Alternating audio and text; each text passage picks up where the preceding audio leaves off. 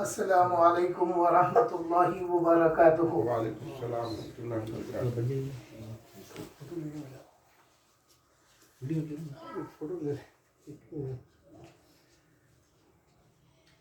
الحمد للہ رب العالمین والصلاة والسلام علی رسول اللہ وعلی آلہ واصحابہ ومن تبعہم بإحسان الی یوم الدین، اما بعد۔ اعوذ باللہ من الشیطان الرجیم، بسم اللہ الرحمن الرحیم۔ والذی جاء بالصدق وصدق به اولئک هم المتقون، صدق اللہ العظیم۔ وصدق رسوله النبی الامین الکریم، ونحن على ذلك لمن الشاہدین والشاکرین۔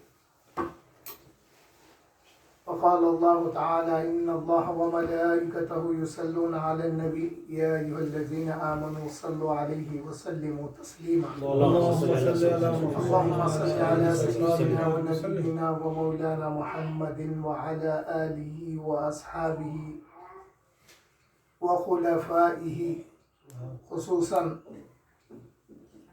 سيدنا ومولانا أبا بكر الصديق رضي الله عنه ومن تبعهم بإحسان إلى يوم الدين۔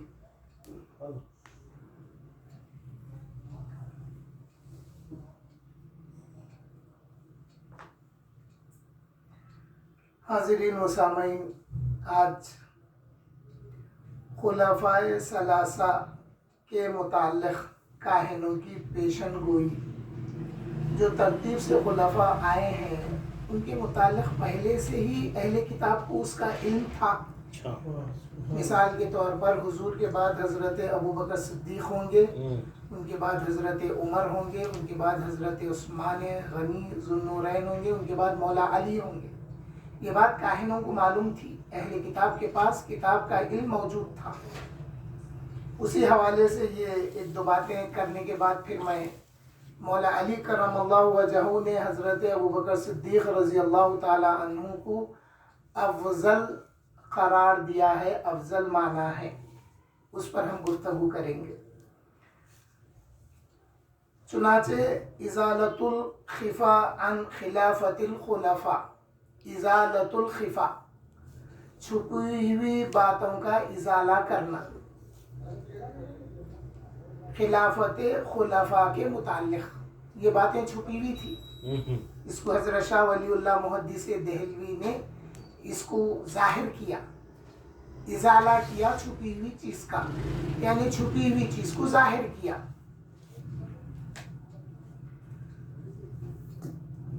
چنانچہ آپ ایک روایت بیان کرتے ہیں کہ نبی کریم صلی اللہ علیہ وسلم کا ذکر کرنے کے بعد فرمایا کہ یہ خصائص سے انہوں نے لیا۔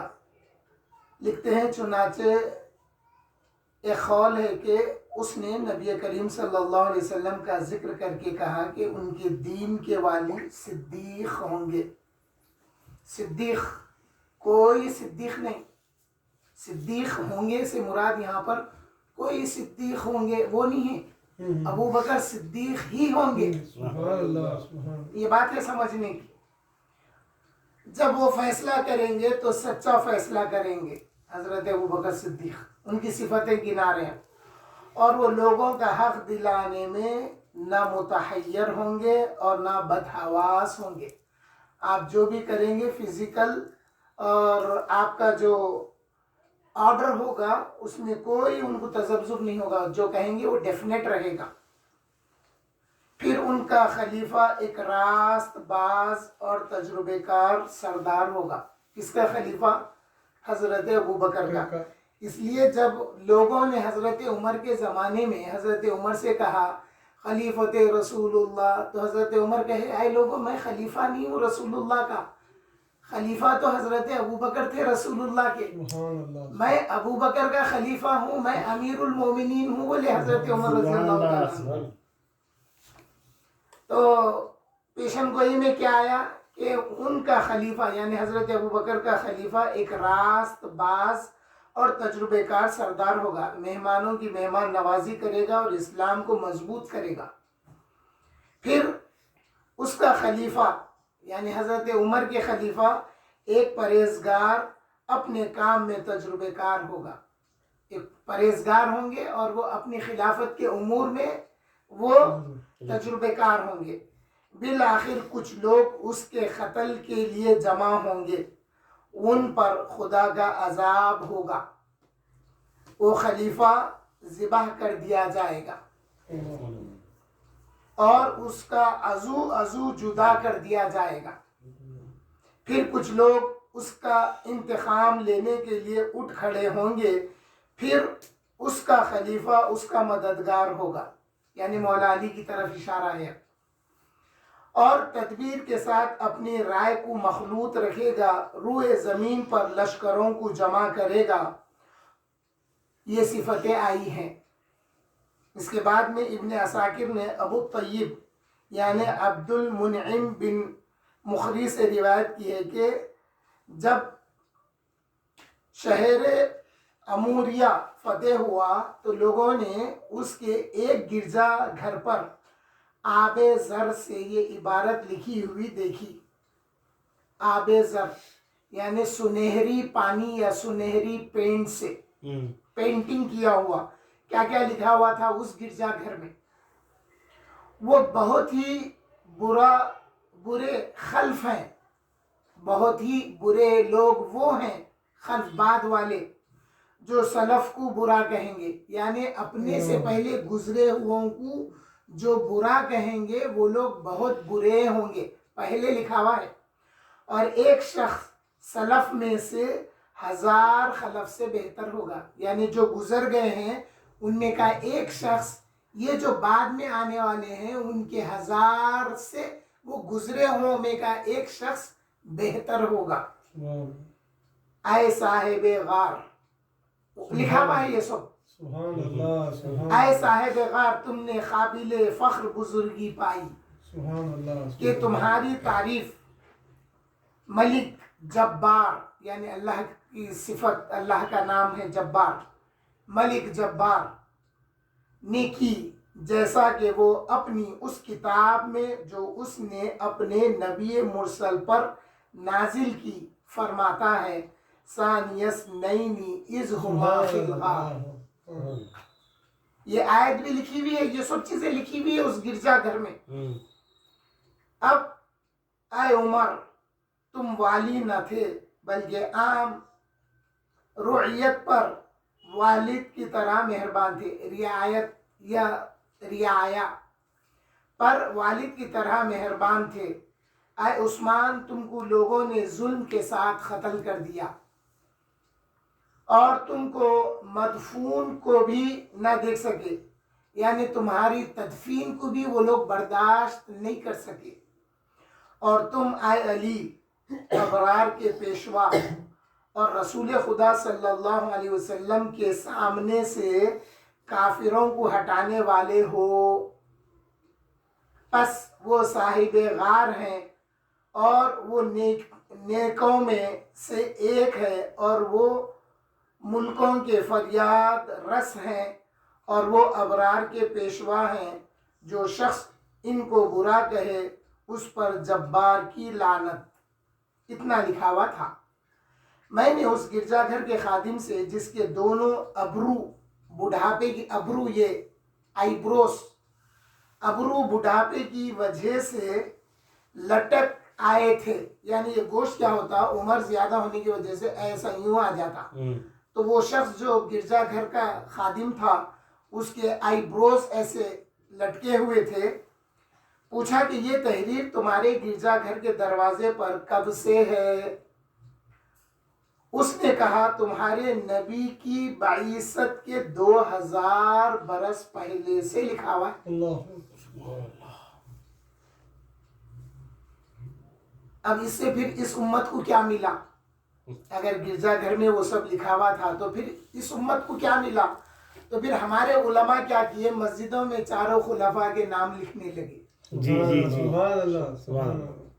اور بھی ریفرنسز ہوں گے مگر اس مناسبت سے کہہ رہا ہوں کیونکہ وہ عبادت خانہ تھا نا نصارہ کا گرجا گھر. تو وہاں پر جب اتنی صفتیں لکھی ہوئی تھی تو ہم لوگ مسجدوں میں چاروں خلفاء کے نام لکھے تو کچھ لوگوں کو برداشت نہیں ہوتی. جی وہاں پہ تو پوری حیات مبارکہ لکھی ہوئی ہے. اور میں تو کہتا ہوں جو اہل سنت کا دعویٰ کرتے ہیں انتظامی کمیٹی میں یا مسجد پہ اہل سنت جب لکھ کے لگاتے ہیں تو بھائی اگر آپ قبلے کی طرف 4 خلفائے راشدین کے نام لکھتے ہیں، اہل بیت کے نام لکھتے ہیں، تو ساتھ ساتھ 4 ائمہ مذاہب کے نام بھی لکھنا، کیونکہ مدینہ شریف میں نام لکھے ہوئے ہیں. زیادہ ریفرنسز پوچھنے کی ضرورت نہیں ہے. آج بھی مدینہ شریف میں 4 ائمہ کے نام لکھے ہوئے ہیں. میں اپنی آنکھوں سے کئی بار دیکھا ہوا ہوں. تو اس بات سے معلوم ہوا کہ یہ خلفائے ثلاثہ و اربع کی صفات حضور کی بعثت سے 2000 سال پہلے لکھی ہوئی تھی. اور بھی جگہ آیا ہے. اب اگر کوئی یہ کہے کہ یہ بنو اسرائیل کی روایات ہے تو حدیث شریف سنو پھر. سنن دارمی یا دار خطنی میں حضور صلی اللہ علیہ وسلم سے ایک روایت یہ منقول ہے. آقا کریم نے فرمایا حدثوا عن بنی اسرائیل ولا حرج. بنو اسرائیل سے روایتیں کرو، اس میں کوئی حرج نہیں ہے. مگر حضور آگے فرمائے من کذب علی متعمدا فلیتبوأ مقعدہ من النار. جس نے کوئی بات میری طرف جان بوجھ کے منسوب کی اس نے اپنا ٹھکانہ جہنم میں بنا لیا. تو معلوم کیا ہوا، بنو اسرائیل کی روایات کو حضور نے فرمایا کہہ کے بیان کرنا نہیں ہے. یہ بات ہے. ان سے روایتیں لی جا سکتی ہے، ان کی یہ روایتیں ہمارے اسلاف نے لیا، اور یہ باتوں میں کہاں شرک ہے؟ کوئی شرک نظر آ رہا ہے اس میں؟ نہیں. ہمارے اسلام کی آتھینٹسٹی معلوم ہو رہی ہے کہ اسلام صرف حضور کے فرمانے سے ہم کو ملا، لیکن حضور کے فرمان سے پہلے بھی نبیوں پر یہ واجب تھا کہ حضور کی آمد کا تذکرہ کریں. سبحان اللہ. سبحان اللہ. جیسا میلاد کے جلسوں میں سنے وَإِذَا أَخَذَ اللَّهُ مِيثَاقَ النَّبِيِّينَ لَمَا آتَيْتُمْ، یہ جو آیتوں کا ذکر ہے من الکتاب والحکمہ ثم جاءکم رسول مصدق لما معکم لتؤمنن به ولتنصرنه قال اقررتم، یہ جو آیت ہے نا، اس آیت میں ہر نبی پر واجب تھا کہ حضور کی آمد کا ذکر اپنی قوم کو کر کے بتاتے. سبحان اللہ. تو یہی وجہ تھی کہ ان لوگوں نے جو نبیوں سے سنا ان چیزوں کو لکھ لیے تھے. تو معلوم یہ ہوا کہ اہل کتاب کے پاس نہ صرف حضور کی آمد کا اور حضور کی صفتوں کا ذکر تھا، بلکہ صحابہ کا بھی ذکر تھا، خلفائے راشدین کا بھی ذکر تھا، اہل بیت کا بھی ذکر تھا. امام جعفر صادق سے ایک شخص آ کے کہنے لگا، یہودی، اے امام جعفر، اے جعفر صادق، آپ اہل بیت نبی میں سے ہیں؟ بولے ہاں. تو بولے اہل بیت نبی میں سے ہے تو پھر آپ کے نبوت کا علم ہے؟ بولے ہاں نبوت کا علم ہے. تو کہنے لگا کہ میں نابینا ہوں، اگر آپ کے نبوت کا علم ہے تو مجھے بینائی عطا کیجئے. امام فرمانے لگے، آپ کے میرے امام جعفر صادق فرمانے لگے، اے شخص، اگر تو اس حالت پر صبر کرتا ہے تو میں تیرے کو جنت کی ضمانت دیتا ہوں، اور اگر تو بینائی چاہتا ہے تو میں پھر بینائی ملے گی تجھے. تو کہنے لگا نہیں میں بینائی چاہتا ہوں. تو آپ نے جب اس کے ماتھے پر ہاتھ رکھا تو اللہ نے بینائی عطا کی. اس نے امام جعفر صادق کو دیکھ کر کلمہ پڑھا. اس کے بعد کہنے لگا کہ اے امام جعفر صادق، میں نے اپنی کتابوں میں ان صفات کو پڑھا تھا، اہل بیت نبی میں علم نبوت ہوگا، ان سے یہ چیزیں ہو سکتی ہیں، جو دیکھنا تھا میں نے دیکھ لیا ہے. اب میں چاہتا ہوں کہ آپ مجھے پھر اصلی حالت پہ لوٹا دیں. تو یہ چیزیں تو پہلے سے مذکور ہیں ان کی کتابوں میں. تو یہ باتیں 4 خلفاء کے متعلق تھی جو آئی ہے. اور پھر ابن عساکر نے تاریخ دمشق میں حضرت کعب سے ایک روایت کی ہے. حضرت کعب جو ہے پہلے نصرانی تھے. آپ کو کتاب کا علم تھا، اور آپ اگر اکثر حضور صلی اللہ علیہ وسلم کی ولادت سے پہلے کے اگر احوال سنیں گے تو وہ روایتیں اکثر حضرت کعب سے ہے، اکثر روایات. काब अहबार से है रिवायत है वो। तो हजरत इब्ने असाकिर ने तारीख दिमश्क में हजरत काब से रिवायत की है। वो कहते थे अबू बकर सिद्दीक के इस्लाम का बाइस एक वही आसमानी है, एक वही आसमानी है फरमाने हजरत काब जो हजरत अबू बकर ईमान लाए। तो फिर कल जो वाक़या मैंने सुनाया था वो इसी तरह से है कि उसकी कैफियत ये है कि वो शाम में तिजारत करते थे, वहाँ उन्होंने ख्वाब देखा और उसको बुहैरा राहिब से बयान किया। बुहैरा ने वो ख्वाब सुनकर पूछा कि तुम कहाँ के रहने वाले हो? हजरत अबू बकर ने कहा मक्के का रहने वाला हूँ। उसने पूछा कि मक्के के किस खानदान से हो? उन्होंने जवाब दिया खुरैश से हूँ। उसने पूछा तुम कौन सा पेशा इख्तियार करते हो? उन्होंने जवाब दिया ताजिर हूँ। ये सब पूछकर उसने कहा अल्लाह ने तुम्हें सच्चा ख्वाब दिखलाया। ये सब सुनने के बाद कहा उस राहिब ने कहा कि अल्लाह ने तुम्हें सच्चा ख्वाब दिखलाया है, एक नबी तुम्हारी कौम से मबऊस होंगे। देखिए सिद्दीकियत में और नबूवत में कितनी मुमासलत होती है। एक दर्जा रह जाता सिद्दीक के बाद नबूवत का। सिद्दीकियत जैसा हुजूर अकरम सल्लल्लाहु अलैहि वसल्लम को एलाने नबूवत से पहले आका करीम सल्लल्लाहु अलैहि वसल्लम को अल्लाह जो सच्चे ख्वाब दिखलाता था, जो ख्वाब हुजूर सल्लल्लाहु अलैहि वसल्लम रात में देखते थे वो ख्वाब दिन में सच्चे होते थे। एक आयत करीमा है, ऐ मेरे महबूब जो ख्वाब हमने आपको दिखाया है वो लोगों के लिए आजमाइश है, बल्कि उसमें इम्तिहान होता था लोगों का। तो हुजूर के एलाने नबूवत से 6 महीने पहले हुजूर सल्लल्लाहु अलैहि वसल्लम जो ख्वाब देखते थे वो दिन में वो ख्वाब सच्चे होते थे। तो इधर हजरत अबू बकर सिद्दीक को देखिए, वो राहिब कहता है कि ऐ अबू बकर तुमने जो ख्वाब देखा है वो ख्वाब सच्चा है। अभी उधर एलाने नबूवत नहीं हुआ, अभी उधर एलाने नबूवत नहीं हुआ है। हजरत अबू बकर अगर ख्वाब देख रहे तो वो ख्वाब सच्चा है, इसकी तस्दीक राहिब कर रहा, बुहैरा राहिब जो आलिम था। तो फिर उसने कहा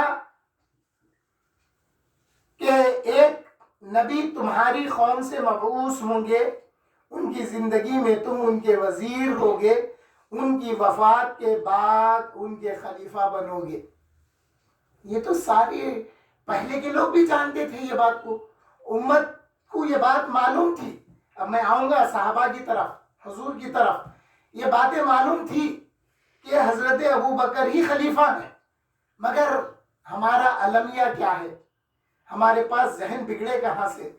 देखिए आज के दौर में, सोशल मीडिया के दौर में ये फितना ज्यादा फैलने की वजह क्या हुई, लोगों का एक मिजाज बन गया। अब जैसा कोई काम करना है तो भाई यूट्यूब पे सर्च करिए, कोई चीज देखना है यूट्यूब पे देखिए। तो अब जो लोग अपने उलमा की किताबें नहीं पढ़े, और बाज लोग तो ऐसे भी हैं मशाइखीन जैसा बहरलूम है, बहरलूम ने सब लिख के दे दिया है। मिरात सिद्क बहरलूम की किताब है, हजरत अबू बकर सिद्दीक रजी अल्लाह ताला अन्हु की मनाखिब पर बहरलूम की किताब है मिरात सिद्क। इसी तरह से बहरलूम ने जो कलाम लिखा मोहम्मद मुस्तफ़ा का जानशीन सिद्दीक अकबर है। तो जो इल्म हदीस रखते हैं वो हजरात जब ये मनखिबत सुनते हैं तो उनको इस बात का यकीन होता है कि ये मनखिबत पूरी उसूल हदीस पर है, ये हदीस के मफहूम पर है, हदीस के मफहूम पर है। मनखिबत सिद्दीक अकबर जो हदीस का इल्म रखते हैं उनको मालूम होता है। मगर ये बिगाड़ कहाँ से पैदा हो गई, जो रवाफिज है, शिया है, ये लोगों के लेक्चर सुन के इनकी बात करके समझे कि हम बड़ा अच्छा काम कर रहे हैं। तो ये बात तो पहले हुजूर की एलाने नबूवत से पहले भी उस जमाने के जो अहले इल्म थे उनको ये बात मालूम थी सिद्दीक अकबर खलीफा होंगे, बल्कि हजरत अबू बकर सिद्दीक रजी अल्लाह ताला। और फिर उस बुहैरा राहिब ने कहा, अबू बकर ने उस बात को सबसे पोशीदा रखा। अब वो बुहैरा राहिब से सुन के आप किसी से बयान नहीं किए। कल भी मैं एक बात बताया, हजरत अबू बकर सिद्दीक अपना नाम नहीं लिए, وہ خواب کی تعبیر تو بیان کی مگر اس میں اپنا نام نہیں لیے. شاہ ولی اللہ محدث دہلوی اس کی وجہ بھی بتائے کہ انہوں نے اپنا نام کیوں نہیں لیا. تو اتنی عاجزی اور انکساری تھی حضرت ابوبکر صدیق رضی اللہ عنہ کی مزاج میں کہ وہ اپنا نام نہیں بتائے. بعض موقع پہ مولا علی بھی نہیں بتائے نام، حالانکہ نمبر بتا دیے. پہلے حضرت ابوبکر کا نام لیے، بعد میں عمر کا، بعد میں حضرت عثمان کا نام لیے. جب آپ کے اپنے نام کی بات آئی تو آپ نام نہیں بتائے. تو یہ بڑے لوگوں کی عاجزی اور انکساری معلوم ہوتی ہے. اور الحمدللہ حضرت ابوبکر صدیق کے صفت میں جو عاجزی انکساری تھی اس کی جھلکی بولتا ہوں میں، جھلکیاں بحرالعلوم کی ذات مبارکہ میں اور ان کی آل میں بھی نظر آتی ہے. وہ لوگ اپنے آپ کو پوشیدہ رکھتے ہیں، بہت کچھ مقام پر ہونے کے باوجود وہ اپنے آپ کو پوشیدہ چھپائے رکھتے ہیں. تو پھر ہوا کیا؟ آپ نے لوگوں سے اس بات کو پوشیدہ رکھا یہاں تک کہ نبی صلی اللہ علیہ وسلم مبعوث ہوئے، یعنی آپ اعلان نبوت کیا تو ابو بکر آپ کی خدمت میں حاضر ہوئے اور پوچھا کہ آپ کے دعوے کی دلیل کیا ہے. تو جیسا کل ہم سنے اور ہم یہ بات سے واقف ہیں کہ حضرت ابوبکر صدیق رضی اللہ عنہ حضور کی سنگت میں رہ کر آپ سے محبت تھی، آپ سے دوستی تھی. اور آپ تو اعلان نبوت کی بات ہو رہی نا، یہ جیسا حضور پیر کے دن اعلان کیے تو آپ نے منگل یا چہارشنبے کو پوچھا. لیکن 6 مہینے سے جو سچے خواب دیکھ رہے تھے حضرت ابوبکر بھی تو اس کے شاہد ہے نا. تو جو خواب حضور بیان کرتے وہ من و عن صبح میں پورا ہوتا تھا، وہ واقعہ ہوتا تھا. حضور نے جو دیکھا وہ واقعہ ہوتا تھا. تو اس کے شاہد حضرت ابوبکر بھی ہیں. تو پھر اس کی دلیل پوچھنے کی وجہ کیا بنی؟ تو معلوم یہ ہوا جو غیر تھے، جو کافر اور مشرکین تھے، ان کو بتانا تھا کہ دیکھو تم ان کو کیا سمجھ رہے ہیں، یہ جو اعلان نبوت کیے ہیں دیکھو ان سے کیا کیا باتیں معلوم ہوتی ہیں. تو جب حضرت ابوبکر پوچھے تو حضور صلی اللہ علیہ وسلم نے فرمایا کہ وہی خواب جو تم نے شام میں دیکھا تھا. میرے نبی ہونے کے دلائل میں ایک دلیل یہ ہے ابوبکر، جو خواب تم نے ملک شام میں دیکھا تھا. تو پھر کیا کیا حضرت ابوبکر صدیق رضی اللہ تعالیٰ عنہ؟ یہ سنتے ہی حضرت ابوبکر رضی اللہ عنہ نے آپ سے معانقہ کیا اور آپ کی دونوں آنکھوں کے درمیان میں بوسہ دیا. آپ فوری کھڑے ہو گئے اور حضور صلی اللہ علیہ وسلم کے ماتھے پر بوسہ دیا اور آپ سے معانقہ کیا، گلے لگ گئے. اگر اس کو ہم اپنی آج کے دور میں دیکھیں تو پھر میں اگر یہ ترجمہ کروں یا یہ سمجھانے کی کوشش کروں تو پھر بات سمجھ میں آسانی سے آ جائے. جب ہمارا دل کسی پہ یا کسی بزرگ سے ہم ملاقات کرتے ہیں تو کیسا ہم ان کے گلے لگ جاتے ہیں، اپنے آپ کو وارے نیارے کر لیتے. اور پھر حضرت ابوبکر نے ماتھے پر بوسہ دیا اور آپ نے فرمایا کہ میں گواہی دیتا ہوں کہ آپ اللہ کے رسول ہیں. اور ابن عساکر نے حضرت علی سے روایت کی ہے، وہ کہتے تھے رسول اللہ صلی اللہ علیہ وسلم نے فرمایا جس شب کو مجھے معراج ہوئی میں نے دیکھا کہ عرش پر لکھا ہوا ہے. ایک چیز غور کریے، میں ہمیشہ بتاتا ہوں آپ کو، حضرت ابوبکر صدیق رضی اللہ تعالیٰ عنہ کے خلاف میں جتنے دعوے ان لوگوں کے ہیں نا، ان دعووں کا جواب مولا علی سے ہے. سبحان اللہ. بالکل آپ دیکھیے مولا علی جواب دیے. جیسا امام اعظم سے پوچھے کوئی اللہ کے متعلق، اللہ نے جب اپنے نور سے نبی کے نور کو، کائنات کے نور کو بنایا تو اللہ کا نور کم ہوا کیا؟ تو امام اعظم جو جواب دیے تھے وہ جواب آج تک چلا آ رہا ہے. امام فرمائے 2 موم بتی جیسا کہنا چاہیے، 2 شمع لے کے آؤ بولے، ایک سلگائے، سلگا کے پھر سلگی ہوئی شمع کو دوسری شمع سے سلگائے، سلگا کے بولے اب بتا روشنی اس میں کم ہے یا اس میں کم ہے؟ دیکھنے والا بولا پہلے سے جو جلی نہ اس میں کم ہے، جو جلائی گئی نہ اس میں کم ہے، دونوں برابر. بولے جا یہ 6 بولے. تو مولا علی سے روایت ہے، ابن عساکر نے روایت کی ہے. اور اس کے راوی کون ہے؟ حضرت شاہ ولی اللہ محدث دہلوی. اور شاہ ولی اللہ محدث دہلوی کون ہے؟ ہماری سنت کے جد ہیں اوپر. ہندوستان میں حدیث اگر پھیلی ہے تو حضرت شاہ ولی اللہ محدث دہلوی سے ہے. ہماری تمام سندیں حدیث کی جا کے شاہ ولی اللہ محدث دہلوی سے ملتی ہے. وہاں سے پھر عرب ممالک کو جاتی ہے سندیں. وہ بیان کر رہے ہیں حدیث جن سے ہندوستان میں آئی. ابن عساکر سے بیان کر رہے ہیں کہ مولا علی سے روایت ہے حضور نے فرمایا جس شب کو مجھے معراج ہوئی میں نے دیکھا کہ عرش پر لکھا ہوا ہے لا الہ الا اللہ محمد رسول اللہ. اس کے آگے ابو بکر الصدیق، اس کے آگے عمر الفاروق، اس کے آگے عثمان ذو النورین. مولا علی فرمایا. اور جیسا میں اس سے پہلے بتایا تھا آپ کو، لیوائے حمد جو اللہ تعالیٰ روز قیامت حضور کو عطا کرے گا، حضور اس لیوائے حمد کو علی کو عطا کریں گے، مولا علی کو عطا کریں گے. مولا علی جو جھنڈا لے کر روز قیامت چلیں گے، اس جھنڈے کے 3 ٹکڑے ہوں گے.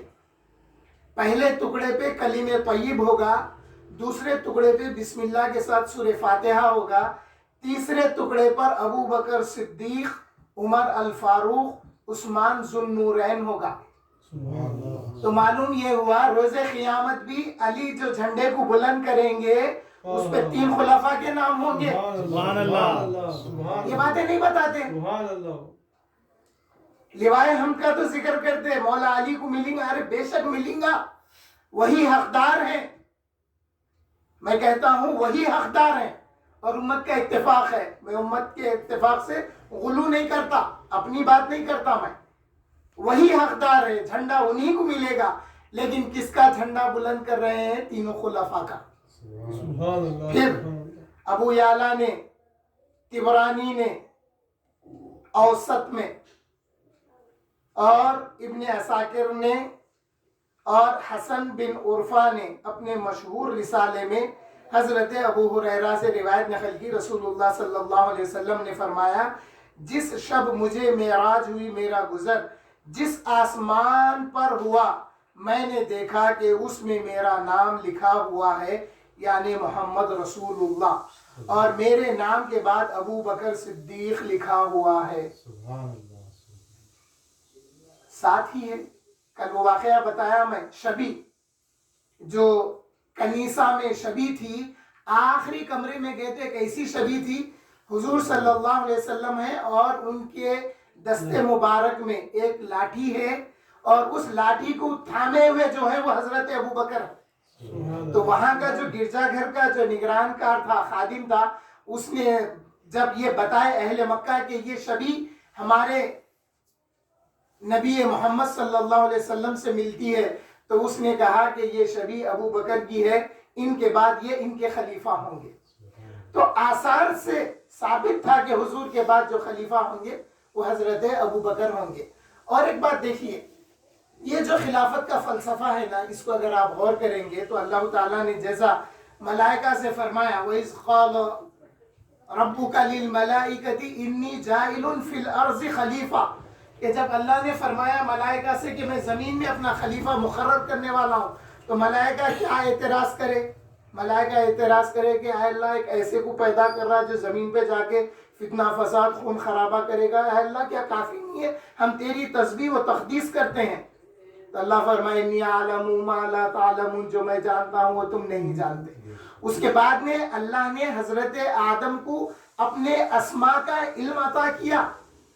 اس کے بعد میں پھر ملائکہ سے کہا کہ اب بتاؤ تم، تو کہنے لگے سبحانک لا علم لنا الا ما علمتنا، اے اللہ ہم اتنا ہی جانتے جتنا تو نے ہم کو عطا کیا ہے.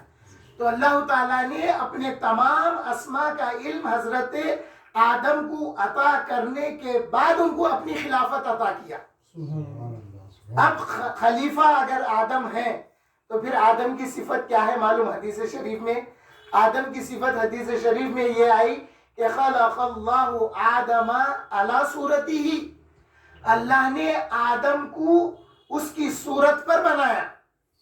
اگر اعلیٰ صورتی ہی آدم کی طرف ہے اشارہ، تو اللہ کو جیسا منظور تھا آدم کو بنانا، وہ آدم کی صورت پر اللہ نے بنایا. اگر صورت ہی ادھر ہے جس نے بنایا ہے تو پھر کیا کریں گے؟ قرآن میں ذکر ہے نا، ید اللہ فوق ایدیہم. اے میرے محبوب، جو آپ کے دستے مبارک پر بیعت کرتے ہیں گویا کہ وہ دستے قدرت پر بیعت کرتے ہیں، اور ان کے ہاتھوں پر دستے قدرت ہے. ہاتھ نبی کا ہے، اللہ فرما رہے میرا ہاتھ. پھر اذ رمیت وما رمیت ولکن اللہ رما. اے محبوب، جن ہاتھوں سے آپ نے کنکریاں ماری ہے وہ ہاتھ آپ کے نہیں ہے، بلکہ اللہ نے دست قدرت سے وہ کنکریاں ماری گئی. تو پھر صحابہ کو شوق اللہ کے دیدار کا نہیں ہوا، حضور کو دیکھ لینا کافی تھا. سبحان اللہ سبحان اللہ. جیسا قوم موسیٰ عرض کری ارنا اللہ جہرتن، اے موسیٰ ہم اللہ کو اپنی ماتھے کی آنکھوں سے دیکھنا چاہتے ہیں. مگر مصطفیٰ کو دیکھنے کے بعد صحابہ میں یہ خواہش نہیں ہوئی کہ اللہ کیسا ہے دیکھیں گے، کیونکہ میں اس سے پہلے بتایا آقا کریم صلی اللہ علیہ وسلم جب معراج سے تشریف لائے تو آقا فرمائے من رانی را الحق، جس نے مجھے دیکھا اس نے حق کو دیکھا. اس کی تفصیل ہے کسی اور موقع پہ بیان کروں گا. آئیے حدیث شریف کی طرف آتے ہیں، اور میں اس حدیث کو آج افضلیت حضرت ابوبکر صدیق رضی اللہ تعالیٰ عنہ بحرالعلوم کی سند سے سنا دیتا ہوں. سند سن لیجئے، اس کے بعد حدیث پڑھتے ہیں.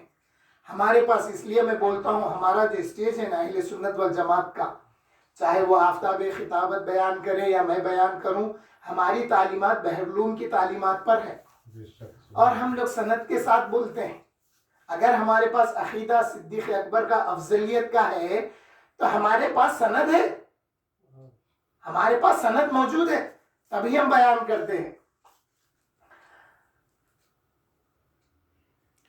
حدثنا الشیخ محمد عباس علمبردار الصدیقی الحنفی.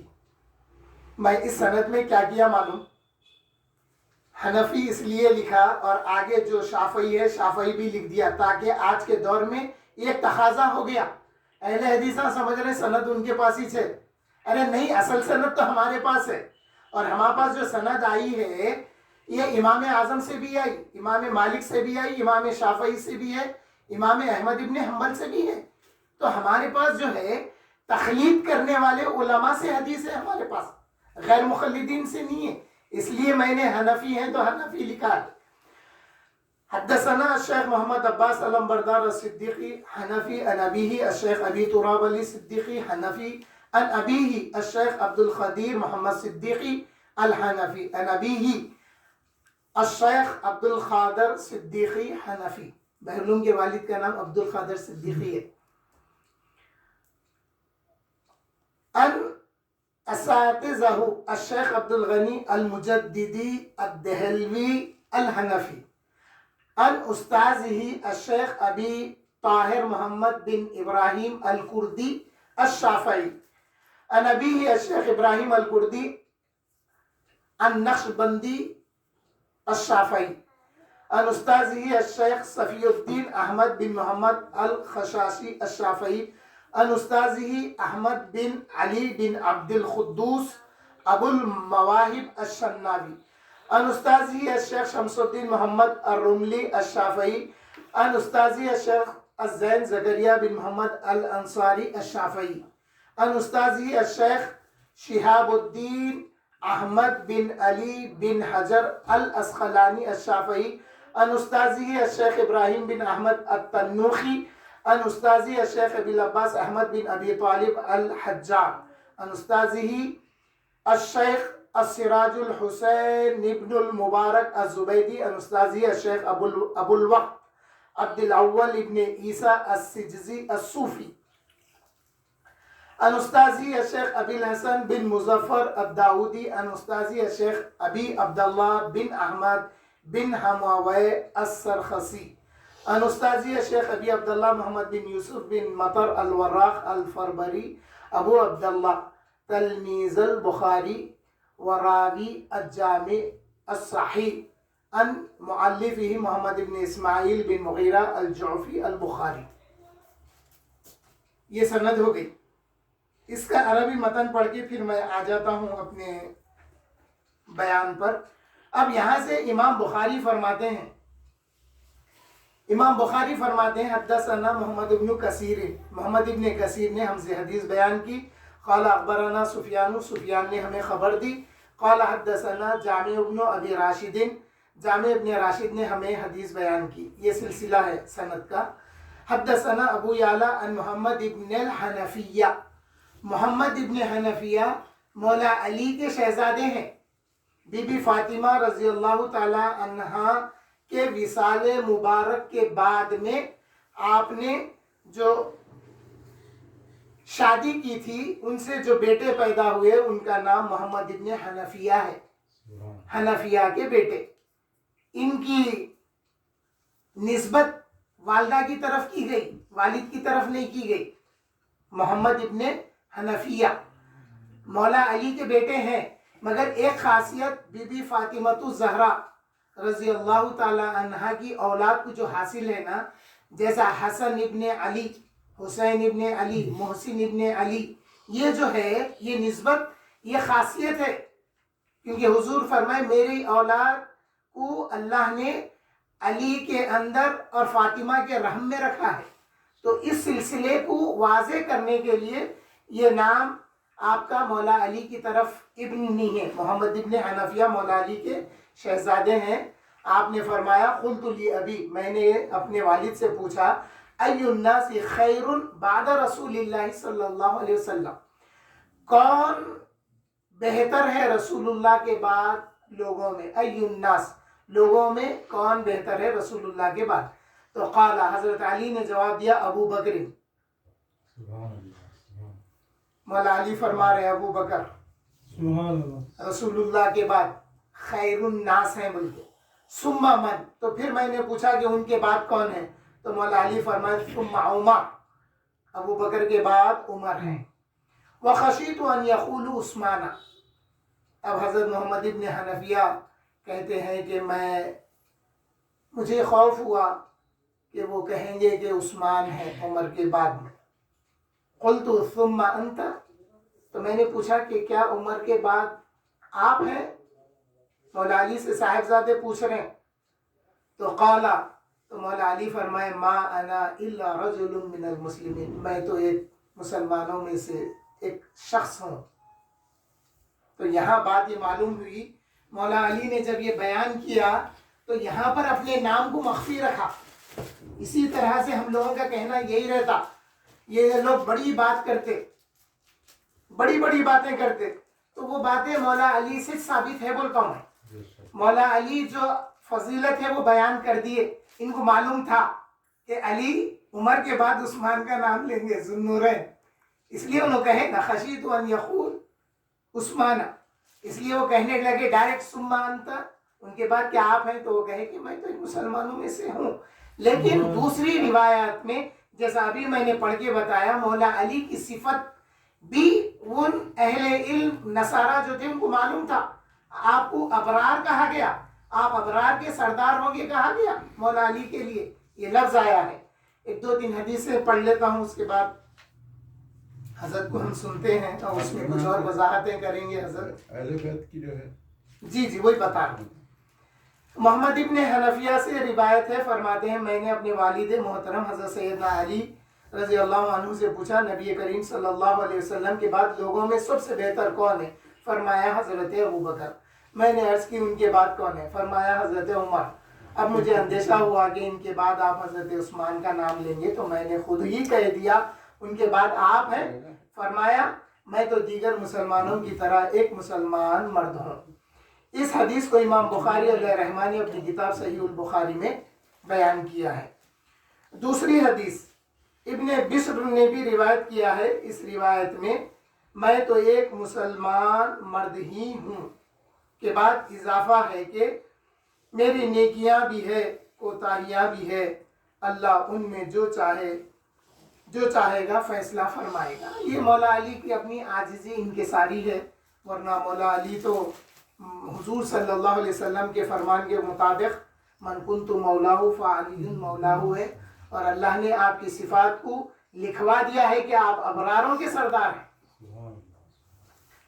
محمد ابن حنفیہ سے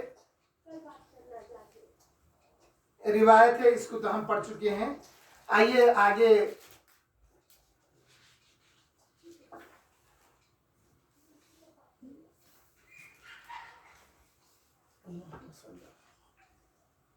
حضرت علی رضی اللہ تعالیٰ عنہ نے حضرت عمر کا ذکر کرنے کے بعد فرمایا، پھر ہم لوگوں نے کچھ نئی باتیں نکال لی ہیں، اللہ ان میں جو چاہے گا فیصلہ فرما دے گا۔ مولا علی فرما رہے ہیں اس دور میں، آپ فرما رہے ہیں پھر ہم لوگوں نے کچھ نئی باتیں نکال لی ہیں، یعنی جو باتیں صحابہ میں معروف ہیں ان باتوں کے علاوہ ہم نے باتیں نکال لی ہیں۔ اب وہ باتیں کیا ہیں؟ یہی باتیں ہیں، کیونکہ اسی سے متعلق ہے نا فضیلت کس کی ہے۔ تو مولا علی کی حیات مبارکہ میں ہی لوگ جب فضیلت حضرت علی کو دینے لگے شیخین پر، تو مولا علی نے فرمایا تھا اگر کوئی مجھ کو فضیلت دیتا ہے شیخین پر تو میں اس کو حد مفتری ماروں گا۔ مولا علی کے زمانے میں یہ باتیں رواج پا رہی تھی، یہ باتیں پھیل رہی تھی کہ نہیں علی افضل ہیں دونوں کے بعد، یا پھر ابو بکر سے علی افضل ہے، یہ باتیں مولا علی کی حیات مبارکہ میں ہی شروع ہو گئی تھی۔ مگر اہل سنت والجماعت کا عقیدہ کیا ہے؟ اہل سنت والجماعت کا عقیدہ وہی ہے جو اجماع صحابہ ہے۔ اجماع صحابہ کیوں ہوا؟ اجماع صحابہ ہوتا کیسا؟ کل میں تھوڑا سا بتایا تھا، آج مزید اس میں یہ باتیں بھی ہے۔ اجماع صحابہ حضور کے اقوال کو لے کر صحابہ کا اجماع ہوتا۔ صحابہ کا اجماع اپنی رائے سے نہیں ہوتا، بغیر حضور کے اقوال کے۔ حضور صلی اللہ علیہ وسلم نے جن کی جیسی فضیلت بیان کی ہے اس کو کثرت طروق، کثرت صحابہ سے جب ثابت ہو گئی وہ بات، تو پھر وہ اجماع ہوا صحابہ کا حضور کے اقوال پر۔ اور اجماع صحابہ کیا ہے؟ حضور کے بعد افضل البشر بعد الانبیاء، یہ ابن عمر، حضرت عبداللہ ابن عمر کا قول ہے کہ ہم افضل البشر بعد الانبیاء حضرت ابو بکر کو مانتے تھے، فرما رہے ہیں۔ امام جلال الدین سیوطی نے تاریخ الخلفاء میں یہ بات کا ذکر کیا ہے۔ تو صحابہ کے دور میں بھی افضل البشر بعد الانبیاء، یہ بات صحابہ میں معروف تھی۔ یہ بات آج دیکھیے المیہ کیا ہے، بولے تو شکایت ہوتی، لوگ چیڑتے۔ مینار بک ڈپو والے جو کتاب خطبے کی چھاپے ہیں اس میں خلفائے راشدین کی ان فضیلتوں کو نکال دیے۔ میں مل کے بات کیا، بولے نہیں ہم منیر الدین صاحب کے خطبے پہ قائم ہیں۔ میں بولا بتائیے ان کی کتاب، تو بولے نہیں ہمارے پاس ان کا نسخہ ہے۔ میں بولا بتائیے، بولا میں نہیں بتائے، کیا کرے؟ ذل عصر العریق کر دیے حضرت ابوبکر صدیق رضی اللہ تعالیٰ عنہ کے نام سے پہلے جیسا۔ یا اہل سنت کے جو پکے علماء جب خطاب کرتے ہیں تو حضرت ابوبکر کا نام جب لیتے ہیں تو شروعات اسی لفظ سے کرتے، افضل البشر بعد الانبیاء بالتحقیق، یہ لفظ لیتے وہ لوگ۔ اور ایک بات سنیے، یہ جو بات ہم کو معلوم ہوئی افضل البشر بعد الانبیاء بالتحقیق کتابوں میں موجود ہے، مگر ہم کو چھوٹے رہے جب یہ بات معلوم ہوئی تو کوئی کتاب میں، رسالے میں، وہ دینیات میں، تعلیم الاسلام وغیرہ میں یہ بات واضح طور پہ بیان نہیں کی گئی۔ مگر بچپن سے یہ عقیدہ ہمارے ذہن میں اگر ہے تو یہ خطبہ کو سن کے آیا نا عقیدہ۔ دیکھیے کیسی سازش کی جا رہی ہے۔ اور میں بولا اگر آپ خدمت کر رہے ہیں دین کی، نہیں دین کا کام ہے ہم خدمت کر رہے ہیں، میں بولا اگر دین کی خدمت صحیح کر رہے ہیں تو اجر ملیں گا، اگر اس کے پسے پردہ پیسے کمانے کی نیت ہے تو اس کا وبال آئیں گا، کیونکہ آپ یہ چیزیں نکال دیے۔ بولا ان سے خدیر بھائی سے ملاقات ہوئی تھی ہمارے رشتہ دار کی ایک شادی میں، تو خدیر بھائی سے میں بات کرا، میں بولا کیا بات ہے آپ کے خاندان میں کوئی عالم پیدا نہیں ہوا؟ بولا نہیں وہ ہے نا۔ بولا انہیں عورت ہے بھاوت ہیں، بچوں میں کیوں نہیں ہوا؟ بولا جب آپ اتنا کام کر رہے ہیں تو یہ ایسا کرے بول کے بولا میں ہوں۔ تو یہ ایک سازش ہے۔ میں ایک دو جگہ روک دیا، ایک مسجد میں جمعہ پڑھنے کا موقع ملا، اس کے انداز بیان سے اور احادیثوں سے جو عکس کر رہا تھا سمجھ گیا انہیں پکوڑا ہے. نام نہیں لیا تو میں 3 بار بولا افضل البشر بعد الانبیاء بالتحقیق. لوگ دیکھنے لگے، نماز ختم ہو گئی. میں پکڑ لیا امام کو، پکڑ کے بولا یہ اہل سنت والجماعت کا عقیدہ صحابہ سے آیا ہے، آپ نے یہ کیوں نہیں کہا؟ تو لوگ میرے کو کہنے لگے کہ آپ دوران خطبہ بولے. میں بولا ہاں دوران خطبہ بولنا میرے کو معلوم ہے، بات نہیں کرنا فقط لغوتا ہے، مگر خطبہ میں بات کرنے سے نماز نہیں ہوتی. گناہ گار یہ نہیں ہے، لغوتا ہے کہ تم بیکار بات کیے. تو بیکار بات کو بیکار بات کہتے ہیں. یہاں پہ امام کو آگے کیا میں، ارے بے ادب، صدیق اکبر کا نام ادب سے لے بول کے، ارے ترے پہ آ گیا تھا میں. تو ہمارے کو برداشت نہیں ہوتی. آزو بازو کے ائمہ کو بھی بول بول کے رہ گئے. پھر سنیت کا دعویٰ کرتے ہم سنی ہیں بول کے. بھائی سنیت خالی سنی ہے بولنے سے نہیں ہوتی، سنیت کو ظاہر بھی کرنا پڑتا ہے. آپ ایک ممبر پہ کھڑے ہیں تو میں صرف صدیق اکبر کا ہی نام پورے ادب سے لیو نہیں بول رہا ہوں، میں بول رہا ہوں پورے خلفاء کا نام ادب سے لیا جائے. پھر حضرت عثمان کا نام آتا تو جامع القرآن آپ کو کہا جاتا ہے. مولا علی کا نام آتا ہے تو پھر مظہر العجائب والغرائب کہتے ہیں آپ کو. اسی سے تو عقیدہ بنتا. بڑا المیہ ہے صاحب. اور علم کی کمی تو ایسے ہو گئی ہے، اگر ہم بولے تو 100 لوگوں میں اور ان کو کئی کو ہوں گا، انہوں کئی کو بول رہے ہوں گے، کوئی بھی نہیں بول رہے ہیں بولتے. تو ہمارے خلاف بولتے رہتے لوگ. جی ہاں، انہوں ٹوکتے رہتے، انہوں بولتے رہتے لڑائی کر رہے ہیں. ہاں، مگر کیا ہو رہا، کیا بول رہے ہیں وہ نہیں دیکھ رہے. ارے بھائی ہم دوسری مسجدوں میں نہیں جاتے، مگر جب تم اپنی مسجد بول کے لکھ کے لگائے اور تم سنی ہے بول رہے ہیں تو ہم تمہارے پاس آئے، اور تم جب ایسا کر رہے ہیں تو ہم تم کو بول رہے ہیں. جا کے کیا وہاں بول رہے ہیں اہل حدیثوں میں یا رافضیوں میں، شیعہ لوگوں میں نہیں بولتے. کیوں؟ ان کا عقیدہ وہی سے، ان کا مذہب وہی سے، انہوں وہی بولتے. وقت پڑا تو ان کو ہی بولتے، وقت پڑا تو ان کو نہیں بولے. دبیر پورے کے جلسے میں مولا علی کے جلسے میں یا ایسا گستاخ تو صدیق اکبر کی تعریف میں بھی بیان کیا، حضرت بھی بیان کیے. وہاں پہ ٹھہر کے جب صدیق اکبر کی افضلیت پہ بولے تو آزو بازو لوگ جمع ہو گئے تھے. ہم بولے، میرے پیچھے واسع نقشبندی صاحب تھے مرحوم رحمت اللہ علیہ، اور ہمارے وکیل صاحب شاہ نواز صاحب وغیرہ بیٹھے ہوئے تھے، وہ لوگ داد دینے لگے اور ہم بولتے گئے. تو تمہارے گھر میں بھی گھس کے بولتے ہیں، یہ ہندوستان ہے. یہ جب تمہارے کو اتنا بولنے کی آزادی ہے تو آزادی ہمارے کو بھی ہے. اور میں ایک ذہن دیتا ہوں، بہت لڑائیاں لڑ لیے اپنی جائیدادوں کے واسطے، اپنی انانیت کے واسطے، اپنے کاروبار کے واسطے، اپنے واسطے بہت کچھ لڑ لیے. ایک لڑائی اللہ اس کے رسول کے واسطے بھی ہونا ایک لڑائی، ورنہ روز قیامت پوچھا جائے گا اپنے لیے بہت لڑ لیا، بتا اللہ اس کے رسول کے لیے لڑا کیا. ایک لڑائی میری 92 میں ریکارڈ ہے. گولکنڈہ قلعہ پولیس اسٹیشن میں ایک دن ایک رات رہ کے آیا ہوں میں اسی معاملے میں، احادیث مبارکہ کی صداقت پر. تو اللہ تعالیٰ توفیق دے، میں سمجھتا ہوں وہ ایک چیز کام آئے گی میرے، امید ہے اللہ سے. اللہ اور حکمت طاقت دے، حفاظت فرمائے. حضرت علی کرم اللہ وجہہ سے روایت ہے، آپ نے فرمایا اس امت کے نبی علیہ السلام کے بعد اس امت کے سب سے بہتر فرد حضرت ابو بکر و عمر ہیں. مولا علی کا فرمانا ہے. اب ایک بات سنیے آپ، اگر کہیں آپ سنیں شیخین فی الاسلام، شیوخان اسلام سنیں گے تو وہ ڈائریکٹ حضرت ابو بکر اور حضرت عمر ہیں. شیخین اسلام کے شیوخ یہ حضرت ابو بکر اور حضرت عمر ہیں. اور شیخین فی الحدیث اگر آپ سنیں گے تو اس سے مراد امام بخاری اور امام مسلم ہیں.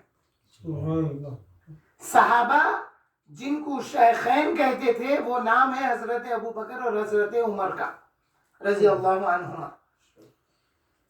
حضرت علی رضی اللہ تعالیٰ عنہ نے فرمایا، حضرت عامر سے روایت ہے، حضرت ابو جحیفہ وہب ابن عبداللہ السوار سے روایت کرتے ہیں، انہوں نے کہا کہ مجھے حضرت علی نے فرمایا، اے ابو جحیفہ کیا میں تمہیں نبی علیہ السلام کے بعد اس امت میں سب سے بہتر شخص کے بارے میں نہ بتاؤں؟ میں نے کہا کیوں نہیں؟ حضرت ابو جحیفہ فرماتے ہیں پہلے میں حضرت علی سے افضل کسی کو نہیں جانتا تھا، اس لیے مولا علی کو ہم مظہر العجائب والغرائب مانتے ہیں۔ مولا علی حضور صلی اللہ علیہ وسلم کے فیض سے، حضور کو علم غیب ہے تو علی کو بھی علم غیب ہے۔ ابو جحیفہ کچھ بول رہے ہیں، اے ابو جحیفہ کیا میں تم کو نہ بتا دوں کہ نبی کے بعد اس امت میں سب سے بہتر کون ہے؟ اب ابو جحیفہ کیا کہہ رہے ہیں؟ اس سے پہلے علی کرم اللہ وجہہ کے یہ کہنے سے پہلے میں حضرت علی کو سمجھتا تھا۔ تو دلوں کی بات مولا علی بھی جانتے ہیں، اور ابو جحیفہ مولا علی کے حلقے میں رہتے تھے، مولا علی کے بہت قریب رہتے تھے۔ تو مولا علی فرمائے کیا میں تمہیں نبی علیہ السلام کے بعد اس امت میں سب سے بہتر شخص کے بارے میں نہ بتاؤں؟ میں نے کہا کیوں نہیں؟ ابو جحیفہ فرماتے ہیں، راوی حدیث کہتے ہیں ابو جحیفہ بعد میں ذکر کرتے ہیں، ابو جحیفہ کیا کرتے ہیں؟ ابو جحیفہ فرماتے ہیں پہلے میں حضرت علی سے افضل کسی کو نہیں جانتا تھا۔ حضرت علی نے فرمایا نبی مکرم علیہ السلام کے بعد اس امت میں سب سے افضل شخص حضرت ابو بکر ہیں، ان کے بعد حضرت عمر ہیں، اور ان کے بعد تیسرے ایک اور ہیں۔ آپ نے ان کا نام بیان نہیں فرمایا۔ اس حدیث کو امام احمد نے اپنی مسند میں روایت کیا ہے۔ میں بتا رہا تھا کہ اہل سنت والجماعت کا جو افضلیت کی ترتیب ہے ہمارے پاس، حضور صلی اللہ علیہ وسلم کے بعد سب سے افضل البشر بعد الانبیاء بالتحقیق حضرت ابوبکر صدیق رضی اللہ تعالیٰ عنہ ہے، ان کے بعد حضرت عمر فاروق رضی اللہ تعالیٰ عنہ ہے، ان کے بعد حضرت عثمان غنی رضی اللہ تعالیٰ عنہ ہے، ان کے بعد مولا علی کرم اللہ وجہہ ہے۔ یہ چاروں خلفاء کی ترتیب یہی ہے۔ اور ایک بات، جو ترتیب حضور کی بعثت سے پہلے آئی اسی ترتیب پر چلانا یہ معاملہ۔ آج اس پہ تنقید کر کے کیوں اپنے آپ کو بدبختوں میں شامل کر رہے ہیں؟ بھائی وقت گزر چکا نا، اب اس میں اگر کوئی بول رہا نہیں پہلے انہوں تھے، تو بھائی کس کے خلاف جا رہا؟ صحابہ کے اجماع کے خلاف جا رہا، خود مولا علی کے خلاف جا رہا۔ کل میں بتاؤں گا انشاءاللہ مولا علی نے حضور صلی اللہ علیہ وسلم کے آخری ایام میں غدیر خم سے واقعات کو شروع کروں گا، تو حضور کے وصال کے بعد میں مولا علی نے کیسے کیسے حضرت ابوبکر کی سپورٹ کی ہے، یہ باتیں انشاءاللہ کل بتاؤں گا۔ آج صرف افضلیت پہ اہل بیت کے جو اقوال ہے اس کو کچھ دیر پڑھ لیتا ہوں، سارے تو نہیں پڑھ سکتے کیونکہ وقت بہت ہو چکا ہے۔ تو بتانا یہ مقصود ہے کہ ابو جحیفہ کو حضرت علی کرم اللہ وجہہ نے خود اپنے سے بتایا۔ وہاں پر صاحبزادے پوچھے محمد ابن حنفیہ، اور یہاں پر ابو جحیفہ کو خود حضرت علی کرم اللہ وجہہ نے بتایا ہے۔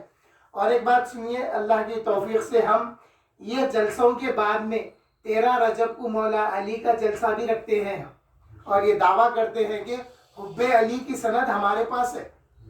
یہ لوگ جو حب علی کا جو دعویٰ کر رہے ہیں، ان کا دعویٰ کھوکھلا ہے، ہمارا دعویٰ آتھینٹک دعویٰ ہے اور روایتوں کے ساتھ ہے۔ ارے ہم مانتے بھی ویسی مولا علی کو۔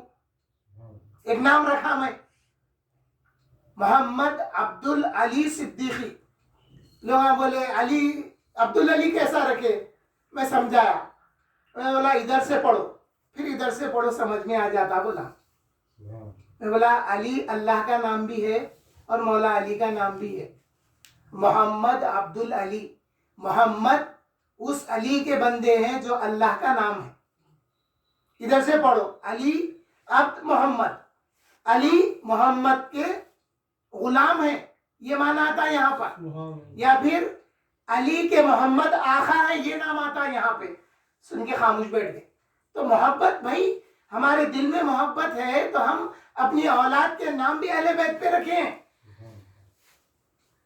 اور اللہ سے دعا کرتا تھا کہ اے اللہ میرے کو ایک نام کی ضرورت ہے، اللہ نے عطا کیا، نام رکھا میں، اس میں شک نہیں ہے۔ جب ہم بات کرتے ہیں تو پریکٹیکل بھی ہے، ہمارے پاس تھیوری بھی ہے۔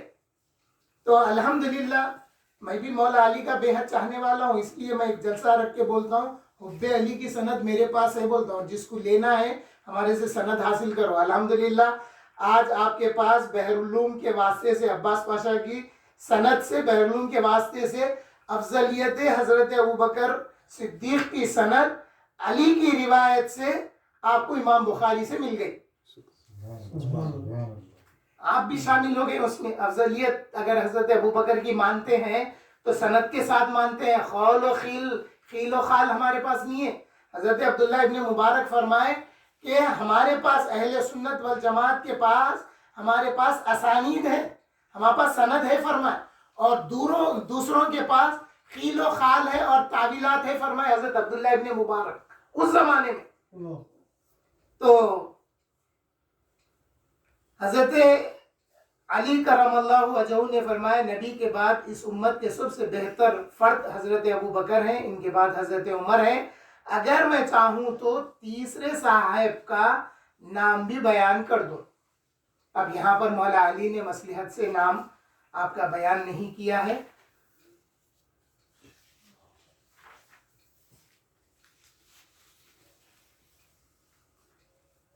ابھی عون ابن ابی جحیفہ اپنے والد گرامی سے روایت کرتے ہوئے فرمایا کہ میرے والد حضرت علی کی طرف سے سپاہی مقرر تھے، حضرت علی کی طرف سے حضرت علی کے سپاہی مقرر تھے، آپ حضرت علی کے ممبر کے قریب تھے، مولا علی ممبر پہ کھڑے ہو کے بیان کر رہے، یہ چیزیں بھی تو بیان کرو نا بھائی، شان صدیق اکبر بیان کر دیے بھائی، افضلیت کا دور ہے، افضلیت کے چرچے کرو، اس لیے آفتاب خطابت آج تقریباً 40 سال سے حیدرآباد کی عوام کو بلکہ اہل سنت والجماعت کے ماننے والوں کو یہ ذہن دے رہے ہیں کہ وقت کا تقاضا ہے کہ افضلیت کا ذکر کیا جائے، افضلیت کا ذکر کیا جائے۔ آئیے مولا علی ممبر پر کیا فرما رہے ہیں۔ ابو جحیفہ جو مولا علی کی طرف سے سپاہی مقرر تھے، مولا علی کے ممبر کے قریب بیٹھے ہوئے تھے کہ میں نے حضرت علی کو یہ فرماتے ہوئے سنا نبی علیہ السلام کے بعد اس امت کے سب سے بہتر فرد حضرت ابوبکر وہ عمر ہیں۔ تو معلوم یہ ہوا کئی موقعوں پر سچویشن کے حساب سے اور ماحول و مجلس کے حساب سے مولا علی نے حضرت ابوبکر کی افضلیت کو بیان کیا ہے۔ آپ کے اہل بیت سے بھی بہت سارے اقوال ہیں کہ انہوں نے بھی حضرت ابوبکر صدیق رضی اللہ تعالیٰ عنہ کو افضل مانا ہے حضور کے بعد میں۔ تو اس لحاظ سے میں اپنی باتوں کو یہیں پہ ختم کرتے ہوئے آفتاب خطابت سے خواہش کروں گا کہ وہ کچھ اور اس میں وضاحتیں اور کچھ نکات اس میں بیان فرمائے۔ اللہ تعالیٰ سے دعا کرتا ہوں کہ اے اللہ جو سند آج ہم نے پڑھی ہے مولا اس سند کے راویوں کو جنت میں ایک مقام عطا فرما، اور یا اللہ حضور صلی اللہ علیہ وسلم کے ساتھ اور ان تمام راویان حدیث کے ساتھ حضرت ابوبکر صدیق کے ساتھ ہمارا شمار روز قیامت فرما، انہی کے گروہ میں انہی کے ساتھ، کیونکہ اللہ فرماتے ہیں کہ یوم ندعو کل اناس بامامہم، اور ہم اس روز ہر ایک کو اپنے امام کے ساتھ بلائیں گے۔ تو اس کی تفسیر میں آیا کہ حضور صلی اللہ علیہ وسلم کی حدیثوں کو پڑھنے والوں کے امام حضور ہیں۔ تو یہ جتنے راویاں ہیں حضور کو حدیث کے معاملے میں امام مانتے ہوئے حضور کے پاس جمع ہوں گے، تو پھر اللہ کے پاس رجوع ہوں گے سب۔ تو اے اللہ ہم کو ان کے ساتھ شمار کر لے اس ایک روایت کے ذریعے۔ اور میرا ذہن بنتا ہے کہ ساری کتاب پڑھنے کی ضرورت نہیں ہے، تو ایک حدیث پڑھیے مگر روایت سے پڑھ لیجیے تاکہ اس کی برکت حاصل ہو جائے۔ تو اللہ تعالیٰ اس کی برکت ہمیں عطا فرما، روز قیامت حضرت ابوبکر صدیق رضی اللہ عنہ کے چاہنے والوں میں شمار فرما، اور مولا علی کے چاہنے والوں میں شمار فرما، صحابہ کے چاہنے والے اہل بیت کے چاہنے والوں میں شمار فرما، رحم فرما، کرم فرما محمد مصطفیٰ کے واسطے، اور الہ العالمین ان کی شفاعت بھی عطا فرما، اور مولا خبر میں، برزخ میں، حشر میں اور زندگی میں، دنیاوی زندگی میں ہمارے کو ان کا فیض عطا فرما، آمین والحمدللہ رب العالمین۔